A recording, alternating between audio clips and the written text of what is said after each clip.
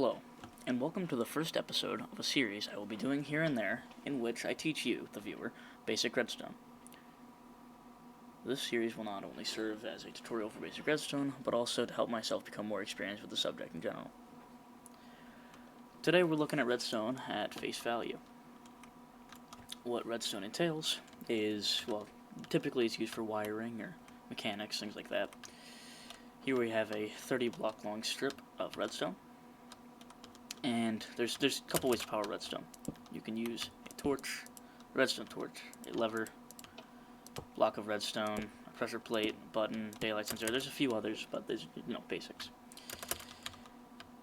If I throw down this lever, turn it on, you can see in my resource pack the number 15, 14, 13, so on, until you get to 15 blocks out where the signal dies. In order to extend a signal past 15 blocks, you need to replace the last piece of redstone that's powered, or the piece of redstone after the power dies, and replace it with a repeater. That'll bring it back up to 15, and it'll go all the way back down, and so on.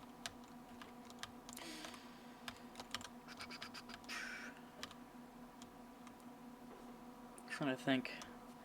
Alright, the difference between these forms of powering: a block of redstone will constantly supply power, cost 9 redstone to make.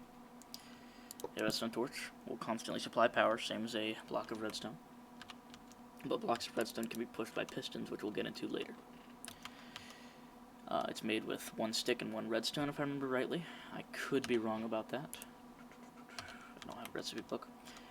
Anyways, it might be a torch and a piece of redstone, but I'm pretty sure it's a stick and a piece of redstone.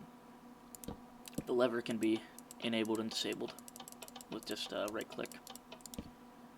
Pressure plate can be triggered by either standing on it or throwing a block of any type onto it. Oh, hold on. That's the thing with pressure plates, some of them don't do that. I think the wood ones should. There we go. See, now I've got that block there, I can go here, and then when the 5-minute timer runs out for that block to despawn, it'll stop powering the strip.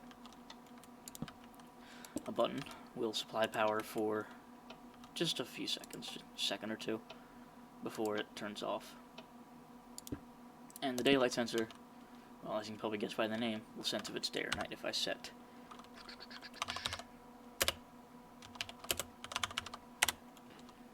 the time to night, since it's barely sunset, it's letting out a power worth of signal strength of 2.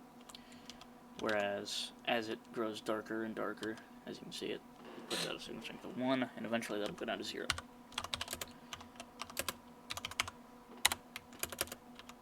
And at sunrise, it'll set off 10, and so on.